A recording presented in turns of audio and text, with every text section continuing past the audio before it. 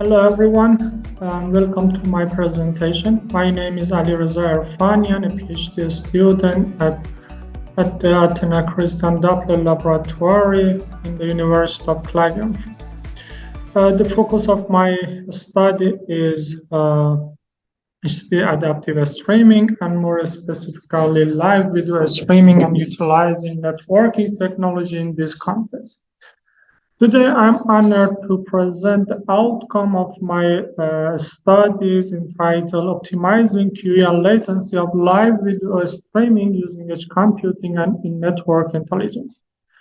My presentation will start with introducing the background of the HTTP adaptive streaming challenges and research question in this context, and then presenting outcome of my studies in two groups called optimizing resource utilization and lightweight transcoding. And at the end, we conclude the presentation with highlighting the key point of finding. Last report from Sandwine report revealed that the portion of the video streaming traffic reached to around 66% of the total internet traffic. Beside of this dominance, heterogeneity bring new challenges for the video streaming service. Heterogeneity here refers to a variety of devices, platforms, and networks that are used to access the video streaming services. HTTP adaptive streaming has introduced adaptive streaming that make the streaming services compatible with the heterogeneous environments. Live video streaming is a specific type of video streaming that content is captured, encoded, and distributed and consumed in a real-time manner. In this context, there are three main factors called latency, QoE, and scalability. Latency refers to delta time between capturing a video and displaying at the client side. It's obvious that lower end-to-end latency is desired by clients, but usually it comes up with the lower quality and increasing the risk of the rebuffering.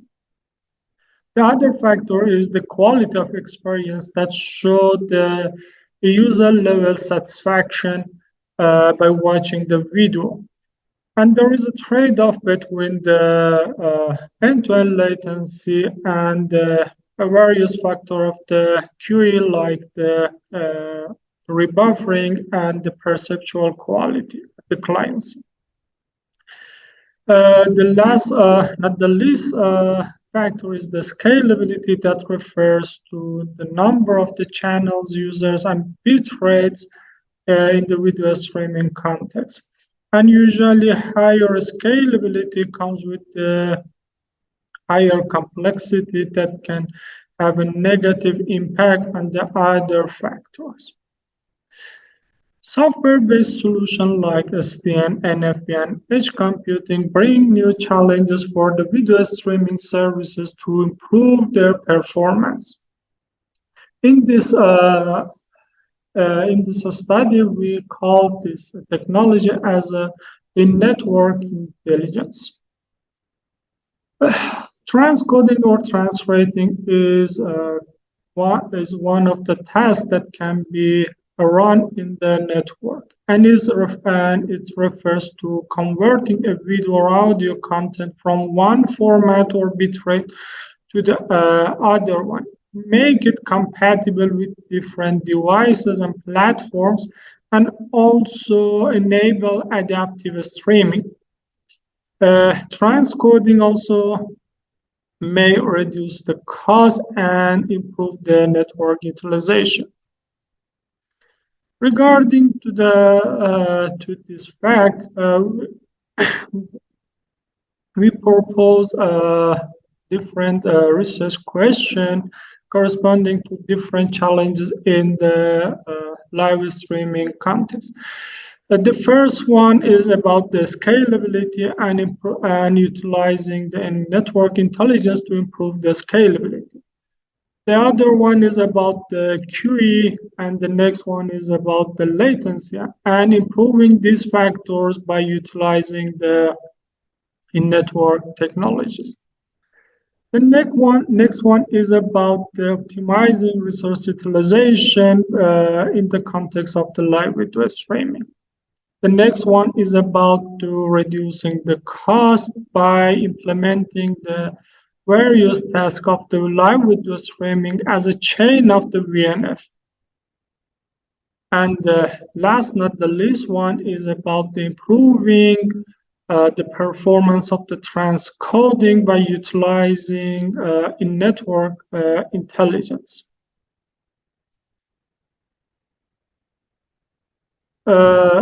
The contribution of our study can be classified into main group called optimizing resource utilization, including Aura1, OSCAR, and lightweight transcoding, including LWT, CDLWT, and LWT Lite.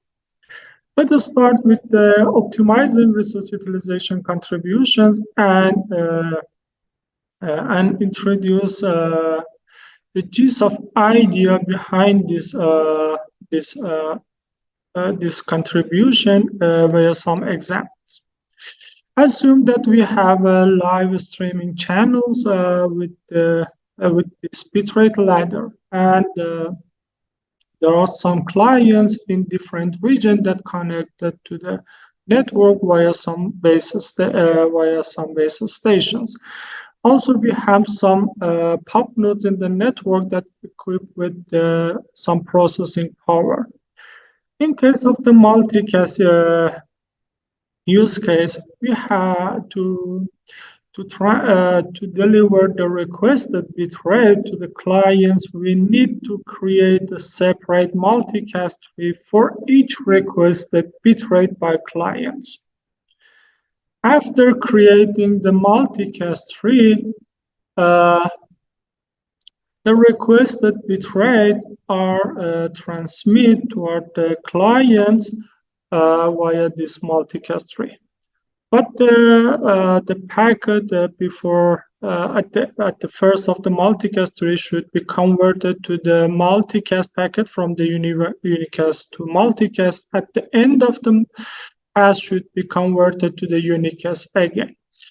Although that this approach can reduce the bandwidth consumption in the network considerably against the unicast approach, but it has some limitation like the creating and the maintenance of the multicast tree that motivate us to propose Aura1.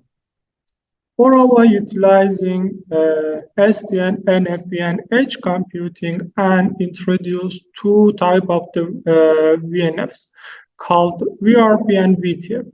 VRP or virtual reverse proxy is located at the edge of the network, usually at the base station, and is responsible for collecting clients' requests at the edge, aggregating them, and sending this information to the SDN controller, and also serving the client's requests. The other one that called VTF or virtual transcoding function is hosted by the pop nodes in the network and is responsible for preparing the client request by performing transcoding tasks. Let's explain the performance, the architecture of the Aura1 via the previous example. As I said, we have the VRP that are located at the edge of the network that are responsible for collecting clients' requests and sending this information for the SDN controller.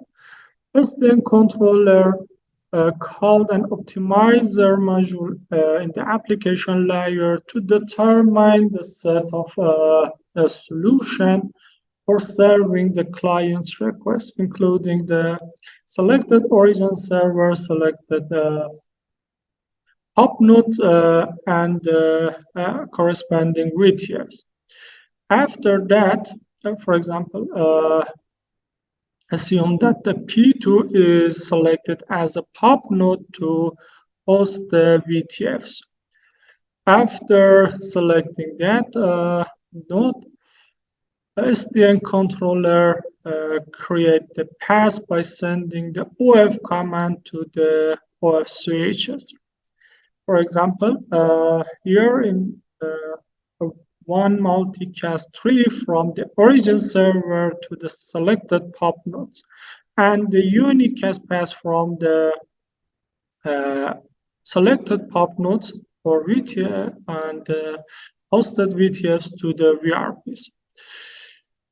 After creating the path, the highest requested bitrate is delivered from the origin server to the pop nodes, and the rest of the request bitrate are generated by performing transcoding tasks at this node.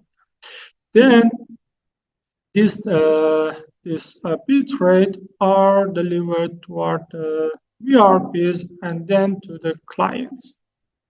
By using this approach, we can reduce the bandwidth consumption at the backhaul of the network. We extend our investigation on Orawa by introducing Oscar. That has the same architecture.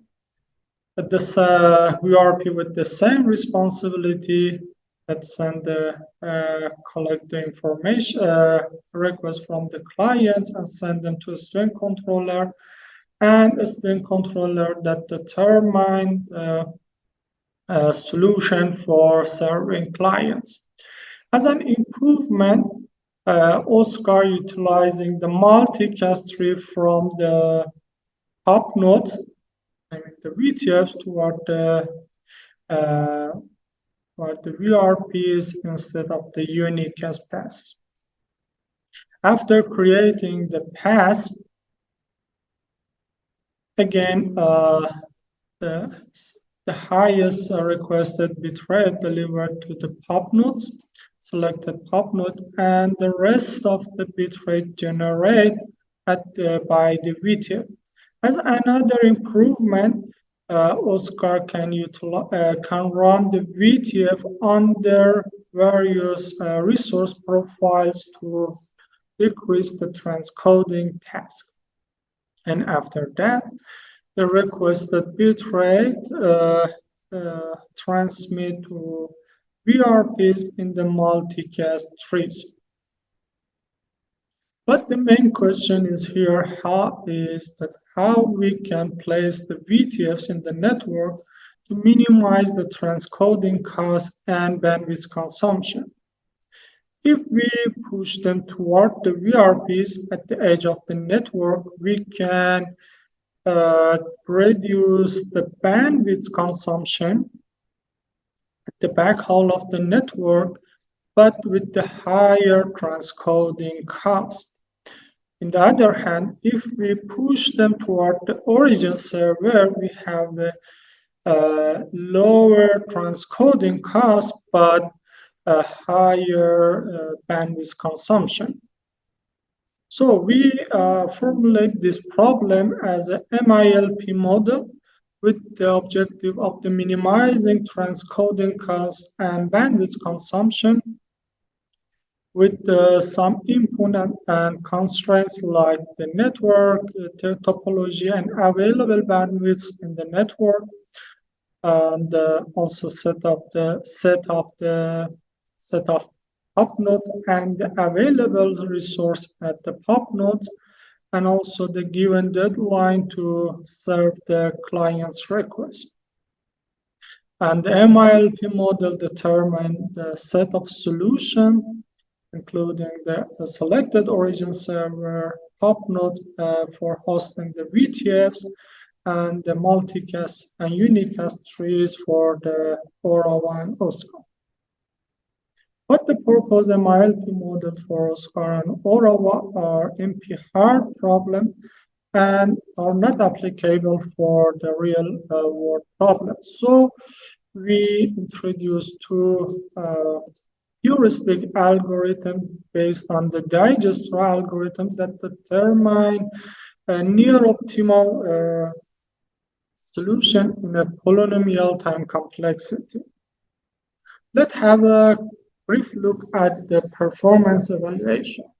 At the first, we compared the performance of the Aura1 Oscar in terms of the transcoding cost and bandwidth consumption for different value of the weight coefficient parameters that are called alpha here. Lower alpha value means that the proposed method prefer to reduce the bandwidth consumption.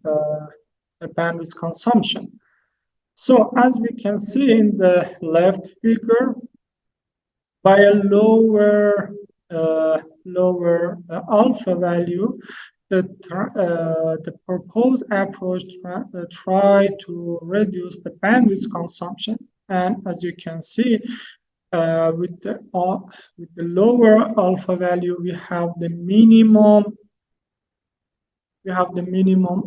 bandwidth consumption, but with the higher transcoding cost. By increasing the alpha value, the proposed approach preferred to increase the transcoding cost, but by increasing the bandwidth consumption. We also compared their performance in terms of the generated OF commands for different alpha value. And as we accepted, with increasing the alpha value, we need more OF command to establish create the path in the network. We also compared the Oscar and Aura against the state-of-the-art approach in terms of the bandwidth consumption and the generate OF commands. And as you can see, this approach could surpass the state-of-the-art approach, including multicast approach utilizing SVC and AVC, and unicast approach utilizing SVC and AVC in terms of the bandwidth consumption and the generate OF commands. In the Oscar and Aura, we're utilizing the transcoding in the network to improving the performance of the live streaming services. But as you know, transcoding is a computation-hungry process that imposes considerable cost and delay to the service. That motivated us to propose our contribution of lightweight transcoding. Let's start with the LWTE, or lightweight transcoding at the edge, and explain the idea of the LWT.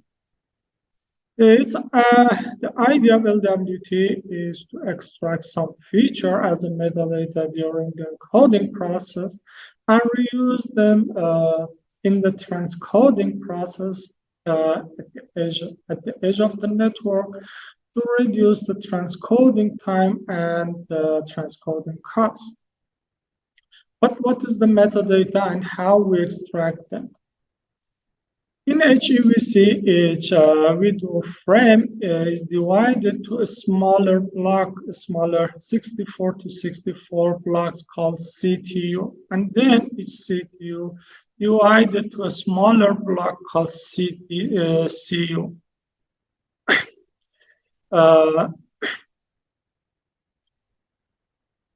Here you can see an example of the CTU partitioning. The rate distortion cost is called for all of this all of this CU to find the optimal CTU partitioning structure with the minimum cost. For example, here you can see one example of the optimal CU partition. The search to find the optimal CU partitioning is done in a brute force manner that takes the largest amount of the time in the transcoding process. To avoid this brute force search, we extract the optimal partitioning structure for CTU during the encoding process as a metadata and reuse them in the transcoding process. In this figure, you can see an example of the CTU partitioning and the way that we extract and store the metadata. We investigate We extend our investigation on LWT by proposing CDLWT or cost and delay over lightweight transcoding at the edge. This slide shows its conceptual architecture, including 4 main steps. At the first step, we extract metadata during the encoding process at the origin server. In the second step, we call an optimizer module at the edge servers to determine an optimal policy to serving the incoming request at the edge server, including fetching, and storing, and transcoding at the edge server. And then we fetch the segment and corresponding metadata from the origin server. In the third step is applicable for the segment bitrate that is selected with the transcoding policy and applying lightweight transcoding to preparing the requested bitrate at the edge servers. And finally, at the last step, we deliver the requested bitrate to clients. So we formulate the problem of finding an appropriate policy for serving client requests at the edge server, including fetching and storing, and transcoding with the objective of minimizing cost and serving delay as a PLP model. With some input and constraint like the video segment size of the metadata, resource cost, including the storage and computation, available resource at the edge server, and a probability function for requesting the segment bitrate at the edge server. And the proposed PLP model determined the segments serving policy. But the proposed PLP model is NP-hard and cannot be applicable in the real-world problems. So we introduced 2 heuristic algorithms. The first one, called FGH, or fine-grained heuristic, is based on the dynamic programming. And the idea of that is to sort the segment bitrate based on their popularity, and then determine the segment with determine the policy for each segment bitrate separately in a brute force manner. The time complexity for initializing a step, the sorting segment bitrate based on their popularity, is in order of O(n) log n, and finding optimal policy in a brute force manner is in order of n. that the n is the number of the segment bit rates. The other one called CGH or coarse-grained heuristic algorithm is based on the dynamic programming and utilizing K-means clustering to cluster segment bit rates in a limited number of the cluster and subcluster, but based on their popularity, segment bit rate popularity, and their bit rate. And then determine the policy for each clusters. As you can see, the time complexity for the initialization is in order of the x and n, but for determining solution is in the order of the log x.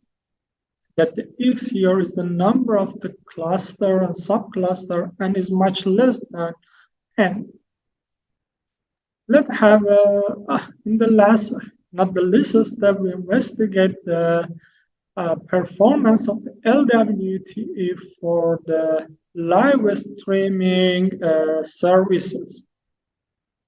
Let's have a brief look at the performance of the LWTE.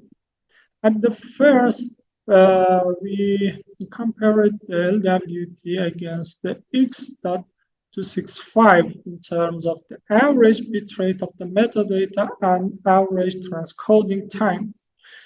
As you can see in the left figure, the size of the metadata is around 20 to 40% of the corresponding bit rates in various presets. But by utilizing this metadata LWT, you can reduce the transcoding time up to 98% in the various low preset. We also compare it against X.264 in terms of the compression efficiency and transcoding time. And as you can see, LWT has a higher compression efficiency while it can save the transcoding time up to 85% in a various low preset for various bit rates. We also compared the CWT approach against the state-of-the-art in terms of the cost and average serving delay for various number of incoming requests at the edge server. And as you can see, this figure, the FGH and CGH algorithm could surpass the state-of-the-art approach. As a conclusion, in this study, we introduced some research questions regarding to the various challenges in the live streaming context, and then propose some contribution that can be classified into main category called optimizing resource utilization and lightweight transcoding. In the first group including Orawa and Oscar utilizing SDN, NFV, and edge computing, and introducing two types of VNF called VRP and VTF.